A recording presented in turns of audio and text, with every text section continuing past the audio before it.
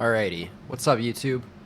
Today I'm going to be showing you guys a build showcase slash breakdown of Ancestral Warrior Totem on the Smith of Kitava Ascendancy. I'm going to start by running a tier 15 map. It's day 3, I guess, day 3, full day 3. The league started Friday.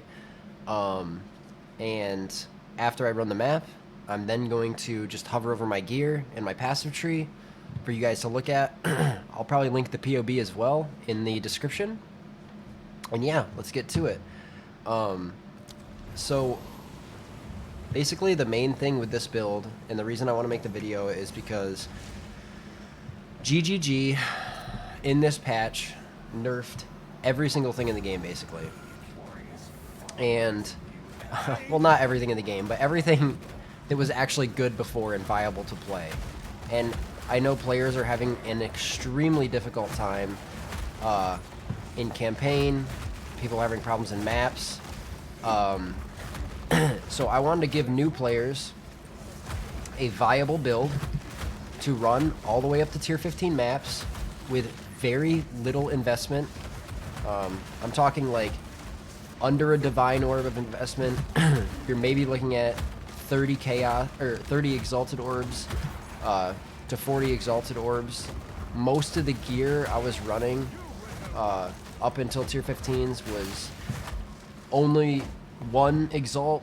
The weapons were about 2 to 3 exalt, and I'll explain how the weapons work as well. But the way the build works is you just place totems down, Ancestral Warrior totems, which use a skill gem and their own weapon that you put into it. I put Sunder into it. As you can see, they're jumping up and down, bopping, and yeah, you just place the totems down. They do all the work. It is fully a one-button build. Very accessible, very easy to learn. Get up and running. Again, especially for a new player. I don't want to talk about too much in here while I just run this map quickly, because I'm going to go over the gear and explain a little bit how these things work. But yeah, I'm doing a delirium here. Monster level's 879. Hopefully I don't die in this this showcase. Obviously you can see I have a lot of regen. Not hitting my health flask. Lots of regen. That's the goal of the build. I've got 3 ascendancies done. Do a strong box for you. I'm just trying to make this quick for you guys, because I don't want the video to be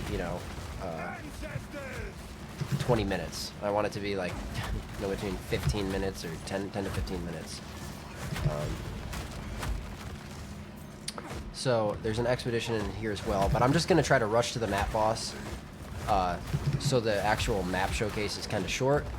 And then, oh, I also want to say too, I'll show you right here, I have +2 to levels of boss difficulty on a tier 15. So the bosses are much more difficult than they were without those levels to them, and you'll still see that I can really knock down the boss with this build quite easily. You should have enough exalted orbs out of campaign to get this up and running fairly easily. I mean, you can easily get it up and running within 10 chaos. I ran this build on a lesser jeweler's orb all the way up until like tier 13 maps, tier 14 maps, and then I ended up buying a perfected jeweler's orb because I had enough currency by then. I can't seem to find the boss very well, but that's okay. I'd love to show you the boss.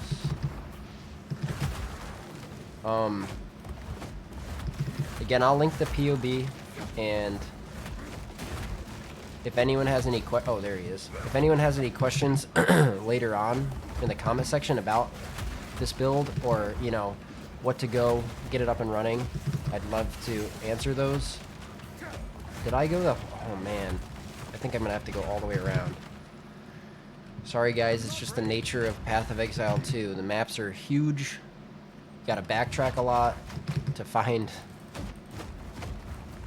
Got a rare with proximal tangibility, my favorite modifier. Look at that. You just one-shot the rare.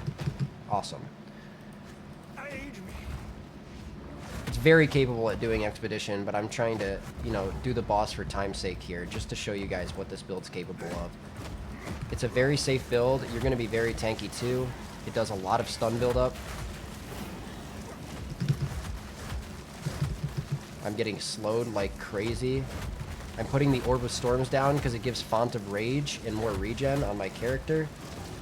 You can see my rage building in the top right there. Again, this is a +2 to level tier 15 boss, so... And it's just dead like that. So I'll grab the loot, and I'll get out of here real quick. You know? And I'm going to explain a little bit about the build now for you guys to look at and go over. It took, looks like 6 minutes or so to do that map. Probably another 2 minutes or so to finish the expedition. Okay, so first things first, I'm going to go over gear, and I'm going to tell you what to prioritize. For weapons, the only thing you really want to look for is level of all melee skills. That is the only thing on the weapon, as far as I know, and I will update this guide, and let me know if I'm just blowing smoke up your guys' ass, and I'm wrong about what I'm saying. But as far as I know, level of skills is how you scale totems.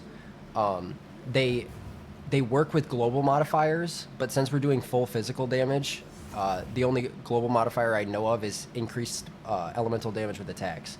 So yeah, you want to look for level of all melee skills on your weapons. +5, you should be able to get for 3 to 5 EXALT on the trade site. Strength is the other thing that you could look for. It's great to have strength. We're going the Smith Katava Ascendancy, so with gear, gloves you can roll level of all melee skills as well. You want strength, level of all melee skills on basically every piece of gear, as well as fire res. This is a super cheap build right now, guys. I mean, I'm working with very, very cheap items, like 1 EXALT rings. This ring was a little bit more expensive because I got some currency. You basically just want resistances, fire res, and strength on all your gear, okay? Since we're going Smith of Katava Ascendancy, I built my own body armor. I've done 3 Ascendancies. So I think I'm just going to real quick hover over all the items again so you guys can take a look. And I will link the POB, but if you don't use POB, I'm just hovering for the people that don't, okay? Alright, so that's done. So you guys know you want to get strength and fire resistance on your gear. Here is the skill tree. I suggest early on in the campaign, I do believe that maybe getting the body armor first is the best. I think regen and maybe one of your resistances of your choice or max life would be good. If you already have a good body armor that gives an ample amount of resistances, this is also a good ascendancy to take first, is Coal Stoker. That is going to make your fire resistance give you cold and lightning resistance at 50% of value. It's pretty self-explanatory. It's what makes this build so cheap to get to maps with, okay? Because you're just spamming fire res. You don't really have to think twice about what you put on your gear. It's very easy to hit. As you can see, I'm 84 all res, 83, and I barely have resistances on gear, okay? So I'm not going to do a whole breakdown of the skill tree. I'm just going to hover it for the people that don't use Path of Building. I'll put a link of that in the description as well, because I think it got updated. If it didn't, I won't until he updates it. But yeah, so here's the skill tree. Just hovering it. You know, you guys can pause the video at any time. The other thing I want to go through now is my gems sockets. I do have a 6-link. You do not need a 6-link in order to work your way up in maps. 3 to 4 will suffice. Actually, I don't even know if this is going to be the best link for it, long shot. I'm still working around with things. I'm thinking of putting martial tempo in there or close combat again. So you're going to want to use the Ancestral Warrior Totem. It has its own weapon scaling, guys. Again, you do not need a high physical damage weapon, all right? They don't matter. You just need to level this up because it has its own weapon, and every level will increase the base physical damage. It's equivalent to having a 500 DPS mace. The next link is Sunder. That's going to be your main attack with Brutality, Heft, Heavy Swing, and Long Shot. If you're running a 3-link, I think Brutality and Heft are more than enough right now. If you get a greater Jeweler's Orb, put Heavy Swing in there, okay? Long Shot would be the last one, and again, I'm not even sure if it's the best. I'm using Overwhelming Presence to reduce enemy stun threshold with Vitality and Cannibalism. And then the only other things that you would be using is Time of Need with Fast Forward and Orb of Storms. You're going to need a level 3 skill gem because you're going to have no intelligence in this build. We're not very smart. You're going to socket that with Font of Rage. That's going to give you an aura that grants you Rage. Rage grants you more damage, which is a multiplier, the keyword more. And Font of Blood gives you regeneration.